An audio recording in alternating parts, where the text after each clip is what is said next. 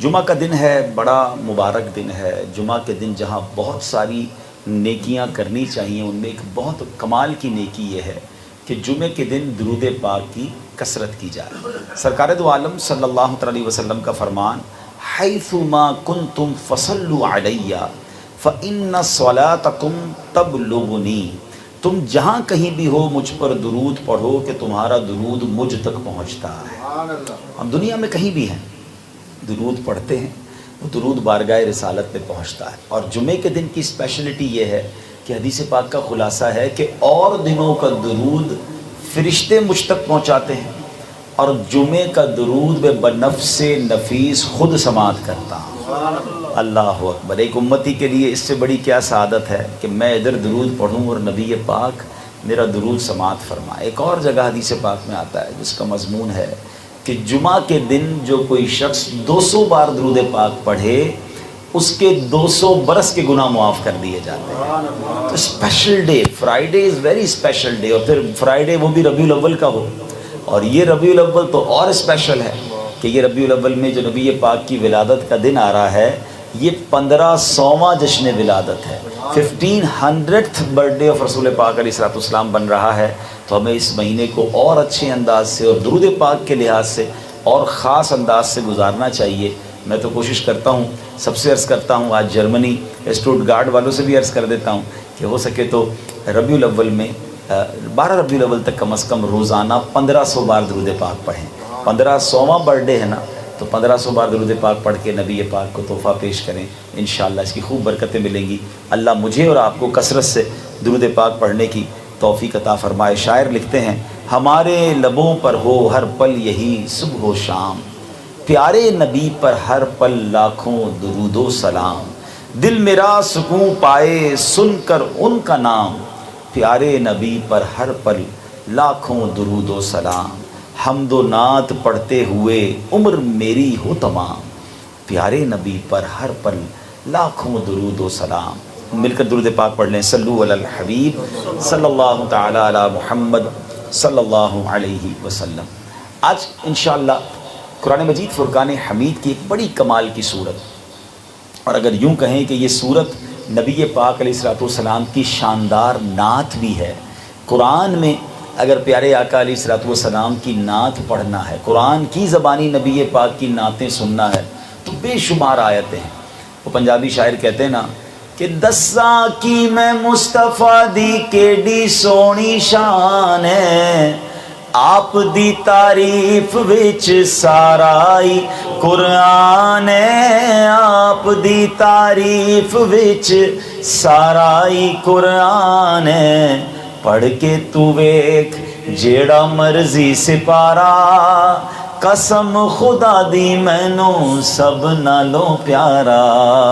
تو آج جو قرآن پاک کی صورت اور خاص طور پہ اس کی ایک آیت کو ہم ایمفیسائز کریں گے اور سمجھنے کی کوشش کریں گے کہ کیا شاندار میسج نبی پاک علیہ الصلوۃ والسلام کے ذریعے ہم تک پہنچا۔ اللہ قرآن میں ارشاد فرماتا ہے، فَأَمَّا الْيَتِيمَ فَلَا تَقْهَرْ، یہ سورہ والضحیٰ ہے اور اس کی آیت نمبر 9 ہے، قرآن پاک کے 30ویں پارے میں۔ اس کا ترجمہ کیا ہے؟ آسان ترجمہ قرآن کنز العرفان، تو کسی بھی صورت یتیم پر سختی نہ کرو۔ پیارے اسلامی بھائیوں، ہم رب کریم کا جتنا شکر ادا کریں کہ ربیع الاول کا مہینہ اور نبی پاک کی ولادت کا مہینہ ہمیں عطا فرمایا۔ اللہ نے ایسے نبی ہمیں عطا فرمائے جن کے قلب اقدس پر اللہ کریم نے اپنی پیاری کتاب قرآن مجید فرقان حمید نازل فرمائی، اور ہم نے جو مقدس سورت کے ایک آیت جو ہم نے بھی سنی ہے، اس سورت کے بارے میں آتا ہے۔ یہ سورت کا نام ہے سورہ والضحیٰ۔ اس مقدس اور مختصر سورت میں اللہ کریم نے اپنے پیارے حبیب علیہ الصلوۃ والسلام کے ساتھ بڑے جامع انداز میں اظہار محبت فرمایا ہے۔ ایسا نرالا انداز محبت، اظہار محبت کسی نے کسی سے نہیں کیا، نہ کوئی کر سکتا ہے۔ سبحان اللہ! یہی بات مولانا حسن رضا خان صاحب اپنے کلام میں لکھتے ہیں نا، کسی کو کسی سے ہوئی ہے نہ ہوگی، کسی کو کسی سے ہوئی ہے نہ ہوگی، خدا کو ہے جتنی محبت کسی کی، عجب پیاری پیاری ہے صورت کسی کی، ہمیں کیا خدا کو ہے الفت کسی کی۔ اب نبی پاک علیہ الصلوۃ والسلام کی شان کس طرح بیان ہوئی صورت میں، اس کا تھوڑا پس منظر ہے۔ معاملہ یہ تھا کہ اسلام کے ابتدائی دن تھے، جبریل امین حاضر ہوتے تھے، اللہ کی طرف سے وحی لے کر آتے تھے۔ ایسا ہوا کہ کچھ دنوں تک گیپ آ گیا، جبریل امین بارگاہ رسالت میں کئی دن ہوئے حاضر نہ ہوئے، تو معاذ اللہ مکے کے غیر مسلموں نے یہ بات مشہور کر دی کہ محمد علیہ الصلوۃ والسلام کے رب نے ان کو چھوڑ دیا ہے، یعنی کنیکشن ہی ختم ہو گیا ہے، معاذ اللہ انہوں نے اس کو غلط رنگ دیا۔ یہ بات سن کر نبی پاک علیہ الصلوۃ والسلام کے دل اقدس پر بہت دکھ گزرا، اور قلب مصطفیٰ علیہ الصلوۃ والسلام پر دکھ ہو، یہ رب کو کب گوارا ہے، تو اب سورہ والضحیٰ نازل کی گئی۔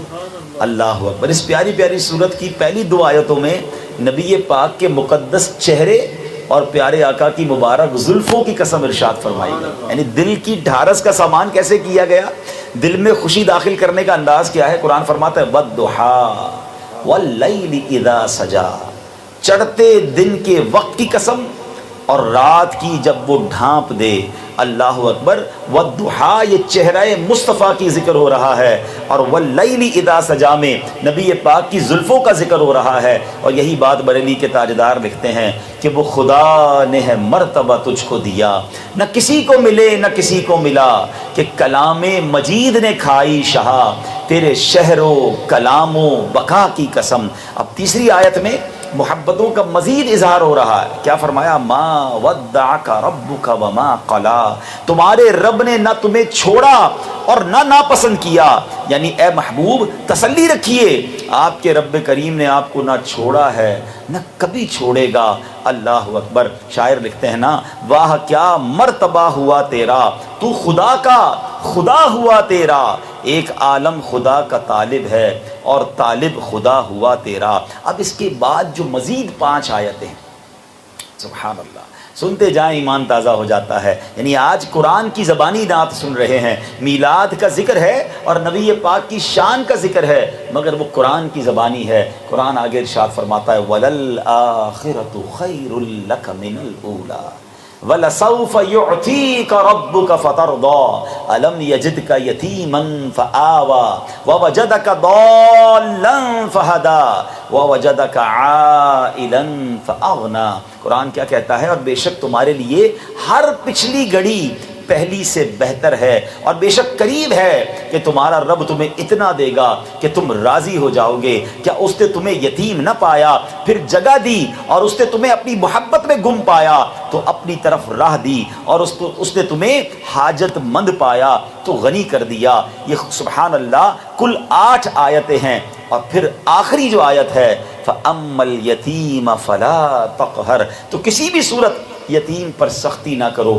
آج ٹاپک میرا یہ آیت ہے، مگر ذرا پچھلی آیتوں میں سے بہت مختصراً 2 آیتوں کو ٹچ کر دیتا ہوں، ایمان تازہ ہو جائے گا۔ یہ جو 2 آیتیں ہیں نا، سبحان اللہ، لوگ کہتے ہیں کہ 1500واں میلاد ہے، اتنی خوشی یا اتنی سیلیبریشن یا اتنا نام اور اتنا چرچا کیوں کر رہے ہیں؟ ذرا قرآن سے پوچھیں نبی پاک کی شان کیا ہے۔ قرآن کہتا ہے وَلَلْآخِرَةُ خَيْرٌ لَكَ مِنَ الْأُولَىٰ، یعنی نبی پاک وہ ہیں جن کا ہر گزرنے والا لمحہ پچھلے لمحے سے بہتر ہے۔ یہ میں نہیں کہہ رہا، یہ قرآن کہہ رہا ہے، یعنی day by day, hour by hour, week by week درجات مصطفیٰ بڑھتے جا رہے ہیں، مقام مصطفیٰ کو عروج ملتا جا رہا ہے۔ ذرا غور کیجئے، 1500 سال پہلے بی بی آمنہ کے گھر جو چاند طلوع ہوا تھا، جو نور والا چہرہ چمکاتے ہمارے آقا تشریف لائے تھے، ان کا بچپن میں کمال کا عالم یہ تھا کہ جھولے میں ہیں اور اشارہ فرماتے ہیں تو چاند چلنے لگ جاتا ہے۔ یہ میں نہیں کہہ رہا، پیارے آقا کے چچا حضرت عباس رضی اللہ تعالیٰ عنہ جب ایمان لائے نا، بڑی عمر میں جا کر ایمان لائے، تو خود کہتے ہیں کہ یا رسول اللہ، میرے ایمان لانے کی ایک وجہ یہ ہے کہ میں نے آپ کو جھولے میں دیکھا تھا، جب آپ عمر مبارک تھوڑی تھی، مہد میں آپ جھولے میں تھے، میں دیکھتا جس طرف آپ کی انگلی اٹھتی تھی چاند اس طرف حرکت کرتا تھا۔ اب بڑی امیزنگ بات کرنے جا رہا ہوں، ہم جب چھوٹے تھے، آپ جتنے ہم بچے ہیں، ہم جب بچے تھے، ہمارے دادا، ہمارے چاچا، تایا کبھی کبھی بتاتے ہیں بیٹا تم بچپن میں یہ کرتے تھے، ہیں؟ تو کبھی کبھی تو ہماری ایسی بات کرتے ہیں کہ ہم بھی شرمندہ ہو جاتے ہیں، ہم کہتے نہیں چاہے سب کے سامنے تو مت کریں بھائی، بچپن میں تو ہر کوئی کرتا ہے الٹی سیدھی حرکتیں، لیکن ہمیں پتہ نہیں ہوتا، وہ جو کہتے ہیں ماننا پڑتا ہے، کیونکہ کس کو یاد ہے 2 سال 3 سال کی عمر میں یا ماں کی گود میں ہم نے کیا کیا تھا؟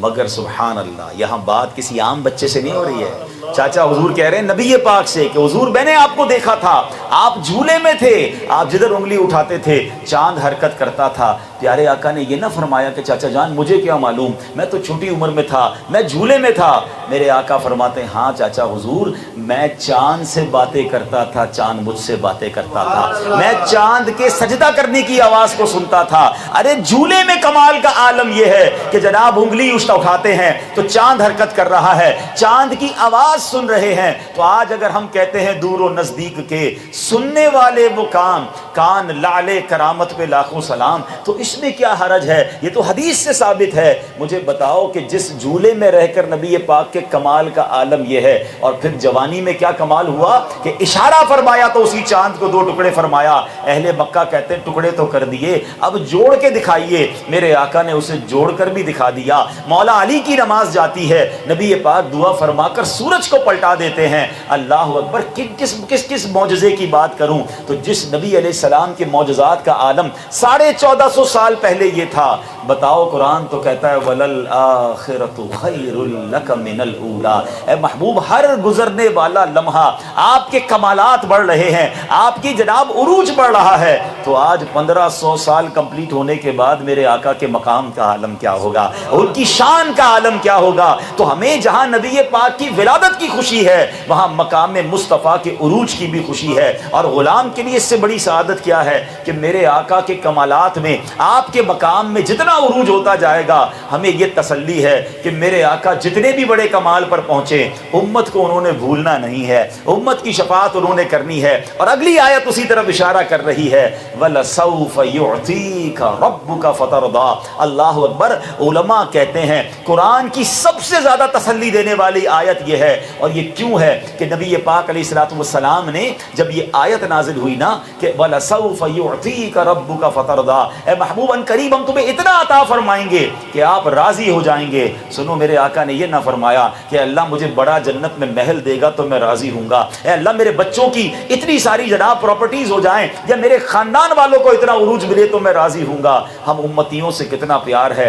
आका फरमाते हैं मैं उस वक्त तक राजी ना हूंगा जब तक अपने एक एक उम्मती को जन्नत में ना दाखिल कर। वलसौफ युअतीका रब्बुका फतरदा। अरे रब अपने हबीब को कह रहा है। आज मुझे और आपको कोई ब्लैंक चेक दे दे कि भर लो जितना भरना है, तो हम तो अपनी फिक्र करेंगे ना, मगर गोया ये ब्लैंक चेक नबी पाक को दिया गया कि महबूब रब इतना राजी करेगा कि तुम्हें इतना अता करेगा कि तुम राजी हो जाओगे। सरकार अलैहिस्सलाम ने इस खूबसूरत ऑफर पर भी याद किसे रखा? हम गुलामों को याद रखा। जब भी तो आला हजरत लिखते हैं ना, जो न भूला हम गरीबों को रजा, याद उसकी अपनी आदत कीजिए। अरे मेरे आका अलैहिस्सलाम तो हर मौके पर हमें याद रखते हैं, क्या हम उम्मती उन्हें याद रखते हैं? काश कारोबार करते वक्त, फैमिली इवेंट करते वक्त, दोस्तों के साथ कहीं जाते आते वक्त हम अपने ज़िंदगी के मामूलात में ये ख्याल रखें कि जो मैं कर रहा हूँ कहीं नबी पाक को नाराज़ तो नहीं कर देगा, कहीं उनके दीन को नुकसान तो नहीं पहुँचाएगा, कहीं इस्लाम के इमेज को डिस्टर्ब तो नहीं करेगा। एक उम्मती होने की हैसियत से इतना तो मुझे ख्याल होना चाहिए कि मेरे आका ने हर घड़ी हमें याद रखा है। अरे हम भी तो उन्हें याद रखें। हम क्यों भूल जाते हैं हम मुसलमान हैं, हम क्यों भूल जाते हैं हम आखिरी नबी के उम्मती हैं। और मेरे ईच एंड एवरी स्टेप को बिलखुसूस अब अगर बैरून मुल्क में हैं, हम यूरोप की सरजमीन पर हैं जहां आस पड़ोस में गैर मुस्लिम रहते हैं, वो ये देखते हैं कि मुसलमान का अखलाक कैसा है, मुसलमान का किरदार कैसा है। सच्ची बात तो यह है कि इस रबीउल अव्वल के महीने में प्यारे आका के 1500 साल मीलाद की खुशी में मैं एक नीयत कर लूं कि मैं एक ऐसा प्रैक्टिकल मुसलमान बन जाऊं, एक ऐसा बाअमल मुसलमान बनूं कि मुझे देखकर लोग कहें कि उम्मती ऐसा है तो आका कैसे होंगे, उम्मती का अमल ऐसा है तो इनके प्रॉफिट अलैहिस्सलाम कैसे होंगे। बल्कि सच्ची बात यह कि हम दुनिया को बताएं।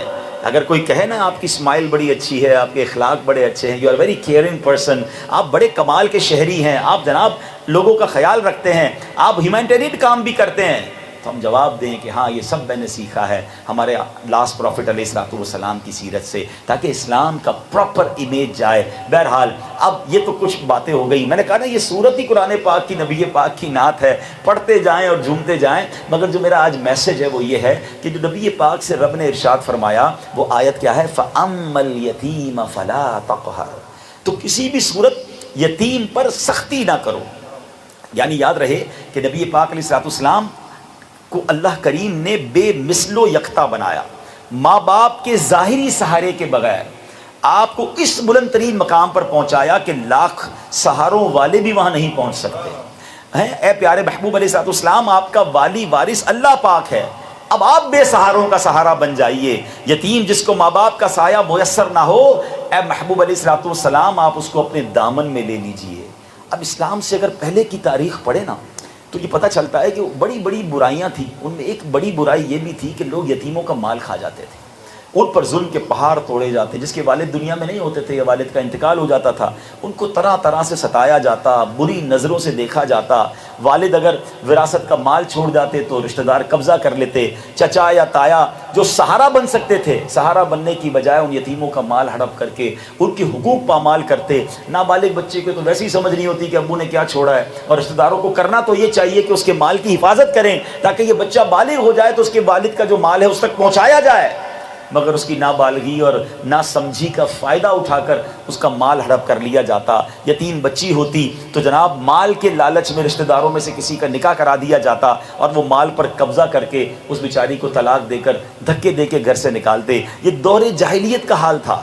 اب اللہ پاک کا فضل ہوا، یتیموں کے سہارا، غریبوں کے آقا، مکی مدنی مصطفیٰ صلی اللہ تعالی علیہ وسلم دنیا میں تشریف لائے، اب پھر گویا بے سہاروں کو سہارا مل گیا۔ وہ مشہور نعت کے اشعار ہیں نا، وہ نبیوں میں رحمت لقب پانے والا، وہ نبیوں میں رحمت لقب پانے والا، مرادے غریبوں کی بر لانے والا، مصیبت میں غیروں کے کام آنے والا، وہ اپنے پرائے کا غم کھانے والا، فقیروں کا ملجا، ضعیفوں کا ماوا، یتیموں کا والی، غلاموں کا مولا، رہا ڈر نہ بیڑے کو موجے بلا کا، ادھر سے ادھر پھر گیا رخ ہوا کا۔ اللہ اکبر، کیسے کیسے واقعات ہیں۔ مکہ مکرمہ کا ایک دن ہے، ایک یتیم بچہ، امت کے فرعون، جی ہاں اس امت کا فرعون کون تھا؟ وہ ابو جہل تھا۔ اس امت کے فرعون نے اس یتیم کی پرورش کی ذمہ داری اپنے سر لی اور سارا مال اس بچے کو جو وراثت میں ملا تھا اس نے قبضہ کر لیا۔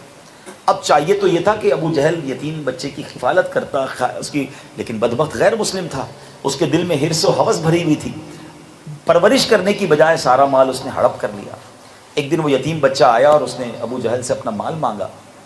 ابو جہل نے، بدبخت نے، اس یتیم بچے کو دھکے دے کر گھر سے نکال دیا۔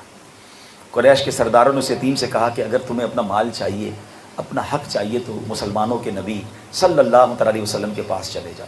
وہ یتیم پیارے آقا علیہ السلام کی بارگاہ میں آیا۔ اچھا، قریش کے سرداروں نے یہ بات مذاق کے طور پہ کہی تھی کہ وہ تو کچھ نہیں کر سکیں گے، معاذ اللہ، ہیں ابو جہل کا کیا بگاڑیں گے؟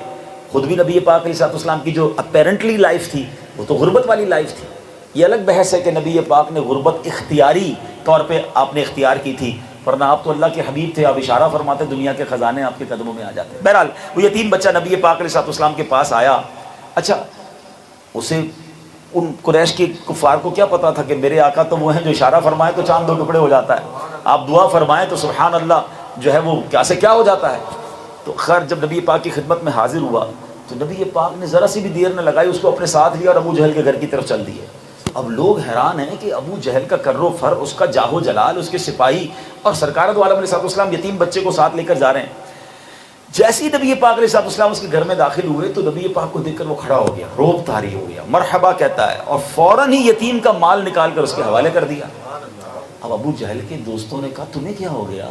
یہ تو تمہارے دشمن ہیں، تم اسلام کا انکار کرتے ہو، ان کو نبی نہیں مانتے ہو، آج تو موقع تھا معاذ اللہ ان کی انسلٹ کرنے کا، اور تم نے اٹھا کر ان کو مال دے دیا۔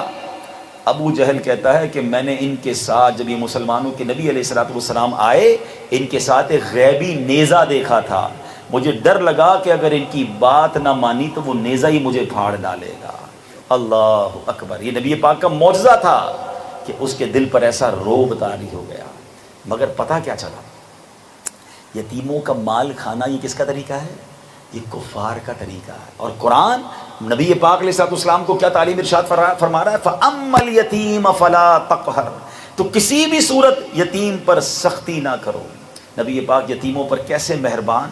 حضرت اقربہ جوہنی رضی اللہ عنہ صحابی رسول ہیں، ایک مرتبہ پیارے آقا علیہ السلام کی خدمت میں حاضر ہوئے، آپ کا ننھا شہزادہ بھی آپ کے ساتھ تھا۔ نبی پاک علیہ السلام بچوں سے بڑا پیار کرتے تھے، ایسی پیاری ادائیں کاش ہم اس سے سیکھیں کہ پیارے محبوب نے فرمایا اے اقربہ یہ تمہارے ساتھ کون ہے؟ تو والد صاحب نے کہا حضور یہ میرا بیٹا ابن بحیر ہے، یا رسول اللہ یہ میرا بیٹا ہے جس کا نام بحیر ہے۔ تو فرمایا ادنو، اے بیٹا میرے پاس آؤ۔ نبی پاک نے اپنی گود میں بٹھایا تو پوچھا بیٹا تمہارا نام کیا ہے؟ حالانکہ والد نے بتا دیا تھا، مگر بچے سے اور پیار کا اظہار اور اس کو قریب کرنا ہے۔ تو بیٹا کہتا ہے کہ بحیر، یا رسول اللہ میرا نام بحیر ہے۔ تو پیارے آقا نے فرمایا ولا لیکن اسم کا بشیر، تمہارا نام بحیر نہیں ہے، آج سے بشیر ہے۔ کیونکہ بحیر کے معنی ہوتے ہیں ایک جگہ پانی جمع ہو جاتا ہے، تالاب۔ اب اس کا کوئی فائدہ نہیں نا، اس نام کا کیا مطلب ہے؟ تالاب نام کے بچے کا کیا؟ ہم یہ بھی سیکھنا ہے اس حدیث سے، یہ بھی سیکھنا ہے کہ نام کا کوئی فائدہ ہونا چاہیے۔ عجیب عجیب نام لوگ رکھتے ہیں، ایک عجیب ریس چلی ہوئی آج، لوگ کہتے ہیں یار مولانا صاحب کو ایسا نام بتائیں پورے خاندان میں کسی کا نہ ہو، پورے محلے میں کسی کا نہ ہو، پورے گاؤں میں کسی کا نہ ہو، یونیک۔ بھائی یونیک کے چکر میں بغیر معنی کے نام رکھو گے جس کا کوئی معنی ہی نہیں ہے، جس کا کوئی فائدہ ہی نہیں ہے۔ حالانکہ حدیثوں میں آتا ہے جس بچے، حدیث پاک کا مضمون ہے کہ جس بچے کا نام محمد ہو یا احمد ہو، قیامت کے دن اس کی اور اس کے والد کی مغفرت کر دی جائے گی۔ نبی پاک کی نسبت سے اگر وہ نام رکھے تو ہمیں تو اچھے نام، نسبت والے نام رکھنے ہیں تاکہ گھر میں برکتیں آئیں۔ وہ انگریزوں کے نام پر عجیب عجیب سٹوریوں سے، کئی ڈرامے سے نام نکالا، بچے کا نام رکھ دیا۔ وہ مطلب کیا؟ مطلب ہم کو کچھ بھی نہیں پتا۔ اچھا پھر قرآن سے نام رکھنے کا بھی بڑا عجیب انداز ہے، قرآن کھولا اور جو لفظ سامنے آیا وہ نام رکھ دیا۔ وہ ایک چٹکلا ہے نا کہ ایک خاتون کے یہاں بیٹی پیدا ہوئی تو نام کیا رکھا؟ انہوں نے قرآن شریف کھولا تو سورہ کوثر سامنے آئی، انا اعطیناک الکوثر، پہلی بیٹی کا نام کوثر، چلو یہ نام تو اچھا تھا۔ دوسری بیٹی پیدا ہوئی، پھر قرآن کھولا، وہی فصل لربک ونحر، دوسری بیٹی کا نام ونحر۔ تیسری بیٹی پیدا ہوئی، انا شانئک ھو الابتر، تیسری بیٹی کا نام رکھ دیا ابتر۔ کہ قرآن سے رکھا ہے؟ بھائی قرآن میں ابتر کے معنی تو پڑھو، نسل کٹا ہوا، یعنی قرآن میں تو لفظ خنزیر بھی ہے، شیطان بھی ہے، تو کیا وہ نام رکھ لیں گے؟ کوئی نسبت ہو، کوئی مطلب ہو، کسی سے پوچھ کے رکھیں۔ اور کوئی حرج نہیں کہ اگر گھر میں، خاندان میں ایک ہی نام کے بہت سارے ہوں۔ امام غزالی کا آپ نے نام سنا ہوگا، کتنے مشہور صوفیاء کرام کے، یہ سمجھیے کہ امام ہیں۔ نام کیا تھا ان کا؟ محمد۔ والد کا نام محمد، دادا کا نام محمد۔ جی امام غزالی کا نام کیا ہے؟ محمد بن محمد غزالی علیہ رحمۃ اللہ الوالی۔ ہم کہتے ہیں حضور پورے پنڈ میں کسی کا نام نہیں ہونا چاہیے۔ کوئی حرج نہیں ہے، اچھے نام رکھیں، برکت والے نام۔ نبی پاک نے نام ہی بدل دیا، فرمایا تمہارا نام بیٹا آج سے بشیر ہے۔ اچھا پھر ہوا کیا؟ وہ کہتے ہیں میری زبان میں لکنت تھی، وہ جو چھوٹے تھے نا بچے، کہتے ہیں میں بولنے میں اٹکتا تھا۔ پیارے آقا علیہ السلام نے اپنا لعاب دہن ڈالا اب میرے منہ میں، کہتے اس کی برکت سے میری لکنت ٹھیک ہو گئی، اٹک ختم ہو گئی۔ پھر نبی پاک نے میرے سر پر ہاتھ لگایا، فرماتے ہیں اب میں بڑی عمر کا ہو گیا ہوں، پورے سر کے بال سفید ہو گئے ہیں، مگر جس جگہ میرے آقا نے ہاتھ لگایا اب بھی وہاں سے سیاہ بال ہی نکلتے ہیں، وہ بال سفید نہیں ہوتے ہیں۔ چند لمحوں کے لیے ٹھہرے تھے تم جس پیڑ کے نیچے، ہیں چند لمحوں کے لیے ٹھہرے تھے تم جس پیڑ کے نیچے، سنا ہے آج تک اس پیڑ کا سایہ مہکتا ہے۔ یہ ہے میرے آقا کی شان۔ یہ پیڑ بھی الحمدللہ مجھے دیکھنے کی سعادت ملی ہے۔ یہ ایک الگ اسٹوری ہے جو اب جارڈن میں ہے کہ جہاں نبی پاک نے قیام کیا تھا، اور آج اس پہ 1400 سال گزرنے کے بعد بھی وہ درخت ویسے ہی صحرا کے اندر ہرا بھرا کھڑا ہے۔ تو شان مصطفیٰ ہے۔ مگر یہاں پتہ یہ چلا کہ بچوں سے برتاؤ۔ اب پھر ہوا کیا کہ یہ صحابی رسول جو تھے نا، ان کے والد صاحب شہید ہو گئے، اب ان کا نام بشیر ہو گیا تھا، نبی پاک نے ان کا نام بشیر رکھ دیا تھا، خوشخبری والا۔ تو انتقال ہو گیا، تو وہ کہتے جب نبی پاک نے ان کو دیکھا کہ والد غزوہ احد میں شہید ہو گئے، بچہ یتیم ہو گیا، تو یہ بچہ آنسو بہانے لگا۔